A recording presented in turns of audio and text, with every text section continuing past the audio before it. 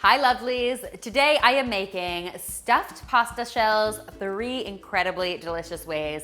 I love stuffed pasta shells because of course they're really satisfying, but they also make an incredibly good make ahead meal. So you can make a double batch and freeze one for later. And what is not to like about that?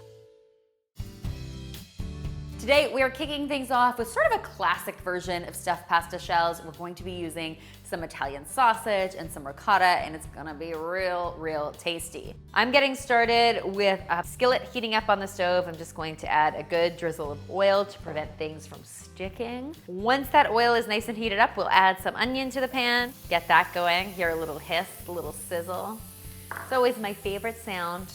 I'm going to cook my onion for 3 or 4 minutes or until it starts to get soft and translucent, and then I'm going to add some minced garlic to that. Once that garlic hits the pan, it only needs 15 to 30 seconds before it is ready for the next ingredient, which in this case is some Italian sausage that has been removed from its casing. Of course, you always have the option to do hot Italian sausage in this recipe. So you could do poultry, beef, veggie crumbles, whatever makes your heart happy. Once our sausage is almost cooked through, we are just going to add in a little bit of flavor. I'm using some Italian seasoning here. I'm also going to add in some red chili flakes. You know how I feel about those. Optional as always, but if you can add more flavor, why wouldn't you? Then I am going to pile in some finely chopped kale. Nobody panic. I know that we all have a love-hate relationship with kale, me especially. Once it's wilted, you're barely going to know it's there, but your insides will thank you because you're going to get some much needed nutrients happening. Once that kale starts to turn nice and bright green and shrink down, we know it is time to wrap things up with the final 2 ingredients. First up, I've got some ricotta cheese. This is really creamy and delicious in a dish like this. We're also going to add just a few tablespoons of tomato sauce. We're going to stir this all together until it's nice and smooth. Then we can turn off our heat and just let our filling cool before we get to stuffing our shells.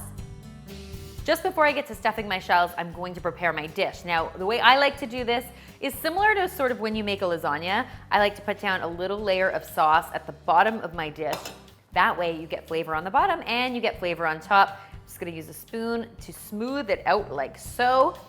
As you can see, my shells are already cooked. I've undercooked them by about a minute to leave them sort of al dente. This makes them a little easier to work with, and of course we're going to be baking this again a second time, so they'll finish cooking during that process.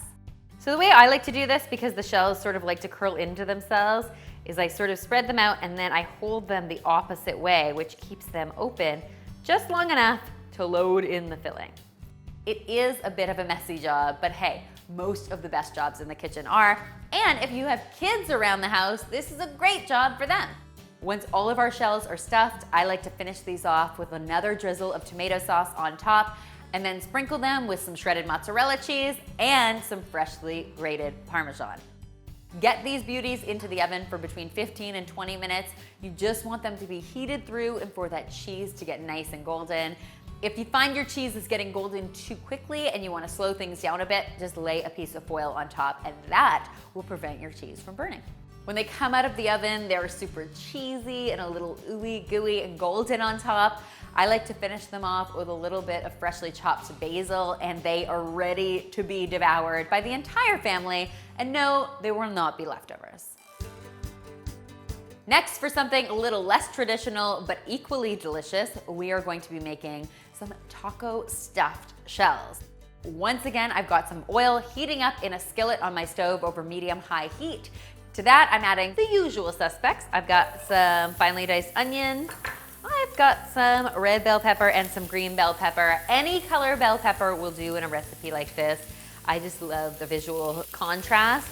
Once those veggies are just softened, it is time to add our minced garlic. In it goes. We're gonna let that fire up for maybe 30 seconds to a minute. Next, it is time to add our beef. Of course, like I said before, instead of beef, you can always use poultry or those veggie crumbles that you can buy at the supermarket if you wanna keep this vegetarian. That is always an option. I'm seasoning things up with a little salt and a little pepper, and then I'm going to cook my beef until it is no longer pink. Then it is time to add in some taco seasoning. We are also, for extra fiber, extra nutrients, and extra volume, going to add some canned black beans that have been rinsed and drained. I'm just going to stir this around a little bit and cook it for 2 or 3 more minutes or until everything is heated through. And then it is time to stuff our shells. Once again, like I did before, I'm going to start by saucing up my pan, but in this case, instead of tomato sauce, I'm actually using some jarred salsa. How delicious is that? Next, I'm going to fill all of my shells and nestle them into my pan in a nice tidy row. And then I'm going to finish them off with another bit of salsa on top and some shredded cheddar cheese.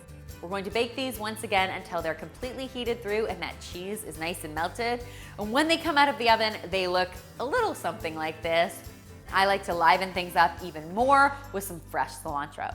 If I was a kid, I would devour this entire thing. I might do that anyways, even though I'm a grown-up. Finally, guys, we are making some very yummy, very rich, very decadent chicken Alfredo stuffed shells. For this recipe, we're going to be whipping up a sort of makeshift Alfredo sauce. It's not exactly a classic Alfredo, but it's pretty close. You always have the option to use store-bought if you want to, but when you see how easy this is to make, I think you'll agree it is totally worth the time invested. This once again starts with a skillet on the stove. In that skillet, I am going to start by melting some butter. And as we all know, melting butter is always the beginning of beautiful things. Once our butter is melted, we can add our garlic to the pan. 30 seconds later, we are going to pour in our heavy cream. Now, I did say this recipe is a bit on the decadent side. You always have the option to use whole milk in this recipe instead of cream if you want to keep it just a little bit lighter. The next step is just waiting for this cream to heat up. You barely want it to break a simmer, and that's when you know it is time to add your cream cheese. Now, you do not find cream cheese in a traditional Alfredo sauce, but in this recipe, it adds a really great flavor and tanginess, so I always recommend it. It's really important at this point that you reduce your heat to medium-low because you don't want to scald your milk. Then we are going to slowly stir this until that cream cheese is completely melted and incorporated into that sauce. And that's how you know it is time to get your Parmesan on. As that Parmesan starts to melt down, we are going to add some pepper, really, really nice. You don't have to add any additional salt. That Parmesan is going to do the job for you, I assure you. I also like to add in a sprinkle of freshly grated nutmeg and finish it off with some red chili flakes. Those are optional, as always, of course. Once your sauce is ready, you want to transfer about 2/3 of it to a heat-proof dish and set it aside. And then you can get to work on your chicken filling. So I've got the other third of my sauce still in my pan. And to that, I'm going to add about 2 cups of cooked chicken. This is a great place to use a rotisserie chicken and just pick it apart, or leftover chicken, both are great. And then for some greens, I've got some frozen spinach here that's been thawed and then drained. You also have the option to use some fresh chopped spinach here. Both are great options. We are just going to toss all of this goodness around until everything is nice and saucy and well mixed. And then we are ready to assemble our shells. Once again, I am starting with a little layer of sauce on the bottom of my pan. Next, I'm going to stuff my shells, arrange them in my dish, and then I'm going to finish them off like I have with the others with a little drizzle of Alfredo down the center and some mozzarella cheese for good measure. We'll get these into the oven until that mozzarella is beautifully melted, and then we'll finish this off with some fresh parsley and some red chili flakes. And there it is, dinner perfection. Shall we eat already? Guys, I hope you will give these awesomely tasty ideas a try. If you do, be sure to tweet me, Instagram me, or Snapchat me a photo, because of course I love seeing your kitchen creations. Keep in mind, the full recipes are in the description box below, so you can take a look for them there. And finally, if you haven't already, be sure to subscribe, because there is lots more deliciousness where this came from. Seriously.